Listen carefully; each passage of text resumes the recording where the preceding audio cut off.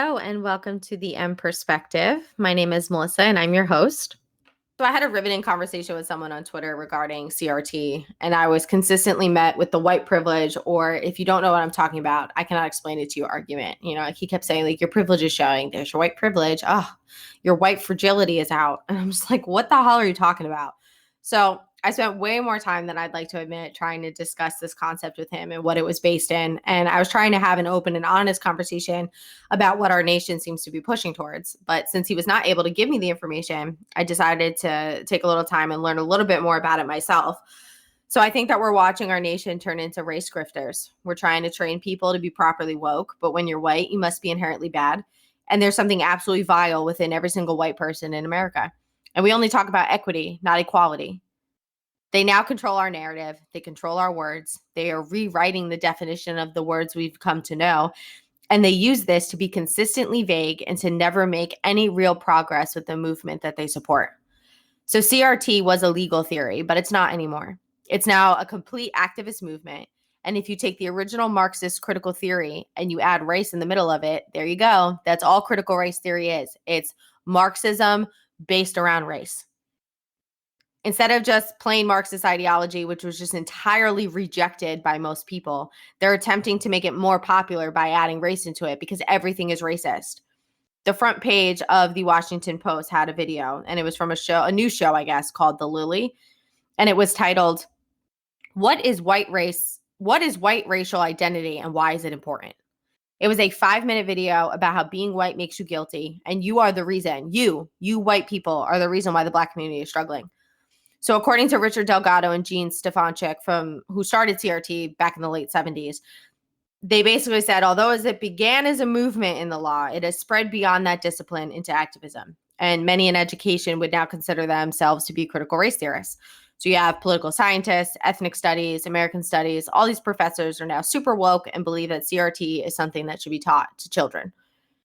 They claim that racism is as normal as drinking water or breathing air.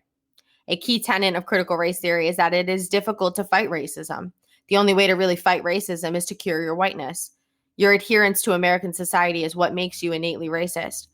They refuse to define any terms. They always claim you're doing it wrong. Racism serves the white person or the elites. The system is racist. You're racist. Everything is racist. Even traffic is racist. So on my way to work the other day, I work about 45 minutes from my house and I'm driving. I get off the freeway. I'm on just kind of like a normal street. It's a 3-lane road, a little bit busier, kind of a main street out here in PA. So I'm driving. I stop at a red light. I have somebody who is like flying up my ass, kind of annoying at 9 a.m. I'm tired. I'm under-caffeinated and I'm just trying to get to my office to make a living. So he's behind me. The light is red. It's about to turn green. I kid you not. As it's turning green, he beeps. So I don't know how many of you are from the East Coast. We have a short fuse. I threw my hands up in the air in an effort to be like, what the hell's wrong with you? Why are you beeping at me? The light just turned green. Calm the fuck down, right? So he pulls next to me, gets in front of me, blocking traffic, rolls down his window, and then I started to roll down mine. And I just straight up said, what the fuck is wrong with you? Because I want to know what the fuck is wrong with you.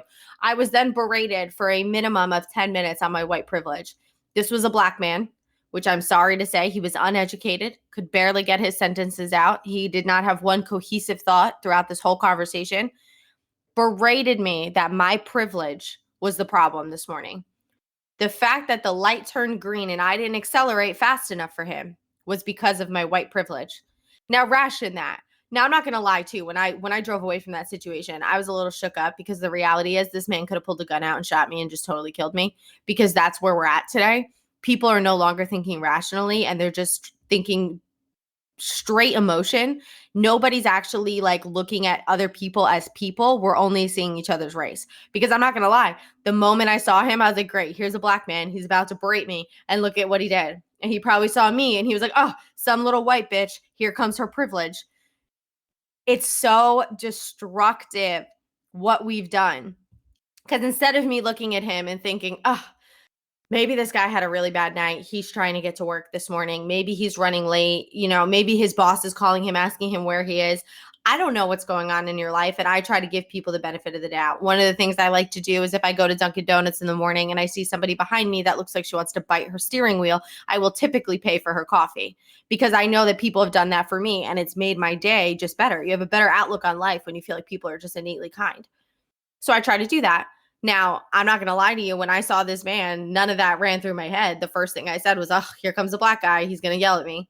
And that's wrong. And we shouldn't be thinking like that. But this is where they've brought us. They've brought us to this point where all we see is race. And it was never like that. I would have never thought that of somebody 2 years ago. I would have never been like, oh my God, he's black. He's going to yell at me. I would have been like, oh my God, what's the matter? Are you okay? Because you're a person, you're a human being. You are literally the same as me. The only difference between us is the color of our skin, but nothing else. We bleed the same. We're Americans.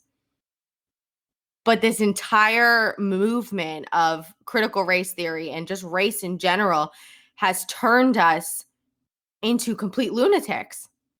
So when you look at all of this and you try to figure out how do we move forward, I don't know how you do, because critical race theory is teaching you that you need to understand your whiteness. That's racist. The idea that I am a certain way because of the color of my skin is racist. I'm not sure why this is confusing for some people. We've made Juneteenth a national holiday. And now I don't think that we should just abandon celebrating the time in history when white Republican men did the right thing and ended slavery. But we don't celebrate the Emancipation Proclamation or the 13th Amendment. Why are we claiming that Juneteenth is the new Independence Day? We have an Independence Day. It's July 4th. We don't need our history to be rewritten because a few people are upset. So I saw something on Twitter too. It's with this this Twitter account. It's called Libs of TikTok, and it's hysterical. But he posted, write one word in the comments, and I will try to find a video on why it's racist. So I'm going to read you a couple of them. So one person commented oxygen, and he found an article from Mother Jones, and it was from April 28th, 2014, and it's titled, "This is how racist your air is. If you're white, you're probably breathing cleaner air." So let's go to the next one. It says, even anti-racism is now racist. So anti-racism is becoming troublingly racist. You might think it's helping, but it's not. That is another article written by a Steve QJ. There's no actual publisher attached to it. Let's see. Now there's furry racism at the pound. Why is it harder for black cats to find homes? A Berkeley study searches for the link between cat color and cat personality.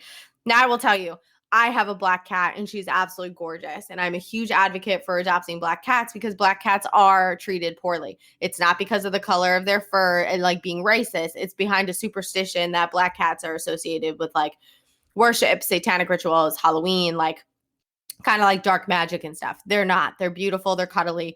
We should all take a lesson from not discriminating against black cats and not be discriminating, against black people, but we don't do that either. So that's where we're at. LED lights, racist. Why does white always go first in chess? Talking about how chess is just innately racist. Dieting is racist because dieting forces people to look like skinny white women. Dildos are racist. It's time for the sex toy industry to reckon with its racism. Meet the black female entrepreneurs trying to make pleasure equitable. Why cow's milk is the perfect drink for white supremacists. That's coming from PETA. That is coming from PETA, the worst animal rights activist movement. Coming from PETA, that white supremacists drink cow's milk. TikTok's obsession with, what does it say? TikTok's obsession with racial preferences. That's coming from the Michigan Daily. Does TikTok have a problem? This is coming from Forbes. I help create strategies for more diversity, equity, inclusion. This is coming from Janice Gassim. She's a senior contributor. Notice the terms, diversity, equity, and inclusion. If you asked her to define those, she wouldn't. Here's another one. I've always loved fried chicken, but the racism surrounding it shamed me. That's coming from the Irish Times. Confront white supremacy in classical music, coming from the New Yorker on September 14th of 2020. This field must acknowledge a history of systemic racism while also giving new weight to black composers, musicians, and listeners. How about we just give weight to people who are good at music? How about we give weight to people who are great at composing classical music? Whether you're black, white, purple, brown, blue, I don't give a shit. If you're good at creating music, let's give you the weight then that you're so desperately craving. Be good at your trade and you should get the recognition. I don't understand. Water is racist. Water is so racist because in certain bathrooms in the South, the water, have you guys seen this? The water, there's a TikTok that's like the water in Virginia is racist because a brown person walked under the faucet and it didn't turn on for them, but the white person did. How many of y'all have been in a bathroom at the airport and had to run your hand under that thing 17 times before any water or soap came out? Come on. Racism in the horse world. This is coming from Horse Network 12 months ago. Ghosts are racist. Ghosts are racist. Is it time to decolonize your lawn? The traditional lawn, manicured, verdant, under control, now finds itself at the confluence of two hot button issues: climate change and indigenous rights. The Washington Post, National Weekly, the racist legacy many birds carry. Birders grapple with complicated past linked to slavery and white supremacy. What's in a strawberry? Poverty and racism. I can't. Racial disparities in breast cancer, why they persist for Black women, and how to end them. More progress needs to be made to improve outcomes for Black women. Here's how BCRF investigators are addressing the challenge. Now, I don't doubt that certain cancers probably are more prevalent in certain races of people. That makes sense. I don't know how it's racist. I don't think that, breast cancer cells are actually like talking to one another and deciding to be more racist, but it's okay. Glasses are actually racist. I don't know if you know that. I've seen this a couple times. Glasses are racist against Asian people because they don't have like the strong bridge of their nose that white people do. So glasses are really only for white people. There's another one. Pedicures are racist. Holy shit. So this goes on and on and on. Like watermelon is racist. Autonomous vehicles are racist. They don't recognize Black people. Like, this is insane. Recycling is racist. Okay, so this one really bothers me because I'm in real estate. There was an attack on master bedrooms. You can't say master anymore because it's racist and it has sexist undertones. So now it has to be a owner's suite. It can't be a master bedroom anymore because like it's the master bedroom of the house. It's the most important bedroom in the house because it's for the people who own the fucking house. But you can't say that anymore. You must say owner's suite. Otherwise, you're not being inclusive for all people. You're being racist. Black farmers speak out against the festering wound of racism in agriculture. Structural racism in the U.S., food and agriculture systems, how racism has shaped the American farming landscape. What are we talking about? As intricate nail art enters the mainstream, Black women are being left out of a conversation that they started. We are so mad about everything. Did you know that breakfast meat is racist? Because a Dominican breakfast is a mix of mashed plantain, fried eggs, and slices of deep fried cheese and circular slabs of crispy fried something. And because of that, and that's what was eaten on like plantations or something, this is racist. It's absolutely insane. Pokemon Go is racist. How the app may be redlining communities of color. Maybe because the app is probably trying to protect children from going into the inner cities where literally if you walk in there, you will die. These people are murdering each other in these inner cities, but Pokemon Go is racist for redlining and telling children, maybe you shouldn't go into the middle of Philadelphia. Maybe you shouldn't go into the middle of South Chicago. Maybe you shouldn't be going into the middle of New York City because right now these are not good places to be. Maybe they did that during the riots to keep people out of the major cities where they were rioting. It's not racist. Environmental activist says cheese is racist and dairy shouldn't be served in schools because some Black people are lactose intolerant. White people are lactose intolerant. People are lactose intolerant. We're learning that dairy is not even good for us. People are lactose intolerant. Not Black people alone. It's not only a Black thing, okay? Not everything is just a Black thing, and not everything that's happening is just to attack Black people. This is where I get frustrated because no matter what we do, every single last thing in American society is racist. Everything. No matter what we fucking do, it's racist. If we try to fix it, anti-racism is becoming racist. If you're a white person, you try to help them, it's racist. Here's another one from the Huffington Post. Smiling has a strange effect on racist and sexist first impressions. Smiling people may be less likely to be judged by their gender or race. Really? Did you know that they're also stating that the weird connection between smiling and racism, that smiling can cure racism? Maybe did you ever think that just smiling invites more people to talk to you and be nicer to you? That I'm more likely to have a conversation with somebody that's smiling at me than somebody that's staring at me across a room wanting to hurt me? Like, if you're looking at me like you want to kill me, it's like that episode of Elf when Will Ferrell's sitting in the corner. He's like, oh, he looks like he wants to hurt me. Why would I talk to that person? If you're smiling at me, I'm innately going to just want to talk to you because now we're opening a line of communication with body language that says, hi, I'm inviting, I'm kind, I care. This is just absolutely insanity. Is freedom white? In a political season of dog whistles, we must be attentive to how talk of American freedom has long been connected to the presumed rights of whites to dominate everybody else. There is not a single white person in America that is trying to dominate everybody else except for Joe Biden. And his reasons for dominating everybody else are not because of his own theories. It's because of Kamala Harris standing behind him, maniacally smiling and laughing. White people are not trying to dominate this country. White people are not trying to put the black people down. It is not happening. The only people that are trying to dominate anything in America are black people and proponents of CRT that are trying to completely dismantle the American way of life. That's the only thing that's really happening. Math is racist. Driving is racist. Traffic is racist. English is racist. Everything is fucking racist. And it's so aggravating. I know that mainstream media makes you feel like you're the minority. And if you're listening to this, you're not. I work with a diverse group of people, and we may not all align politically, but we do all agree that racism is not systemic and no one is being targeted strictly because of their race. Even though the system wants to claim that they are, they're not. They're not. The system is not targeting them in the way that they're saying that it is. Are they being targeted in a different manner? Yes, the Democrats. The Democrats are keeping them living in inner city plantations. I had a gentleman argue with me that slavery was abolished only to be pursued in the prison systems of America. And he was either unable or unwilling to listen to the fact that we are imprisoning them right in their own communities. Bad policy, bad policing, too little policing, not enough funding. Lori Lightfoot is diverting COVID dollars to fight racism. How is that going to help the people of Chicago? Black on black crime is 70% of the crime in that city, from my understanding. And black on black crime is a problem. White on black crime is not prevalent. Does it happen? Sure. Is it the only thing keeping the black community down? No. They continue to elect people who don't represent them.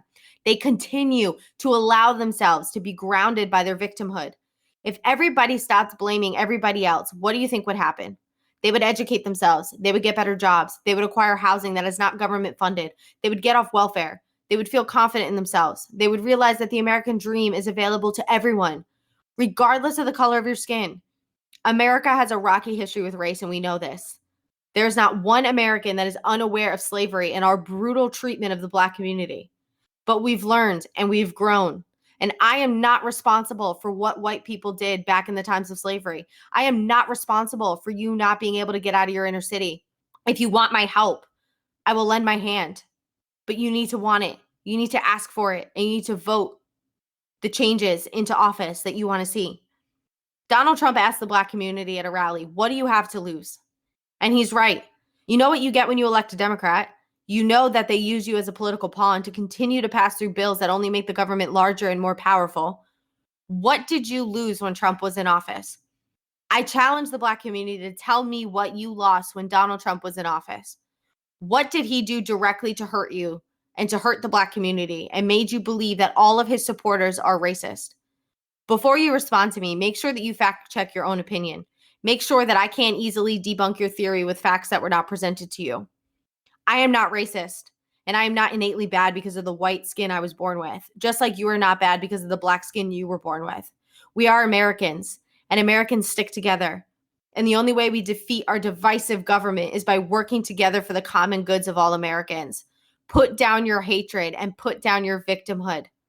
Work together with the people and communities that surround you. Work together as a country. Work together as patriots. Respect our flag, respect our anthem, and respect our history and where we've come from. That's how we get through this. That's how we progress as America. And that is how we defeat this liberal ideology and this radical critical race theory that is sweeping our nation and poisoning our children. Wake up, America. Look at your neighbors with respect. Look at your neighbors with love. You guys are Americans. We're better than this. This is not what we were founded upon, and this is not what we do. Pull your heads out of your asses and work together to erect a change in your leadership. Go to the polls. Rally for people who are running that represent you and your beliefs. We can do this, but we need to help our Black brothers and sisters get out of these plantations, and we need to help them wake up to the fact that the government is taking advantage of them. I challenge you over the course of this next week to try and get through to a few people and help them find their way. And it sucks and it's brutal and it's exhausting and it makes you question why you're even doing it.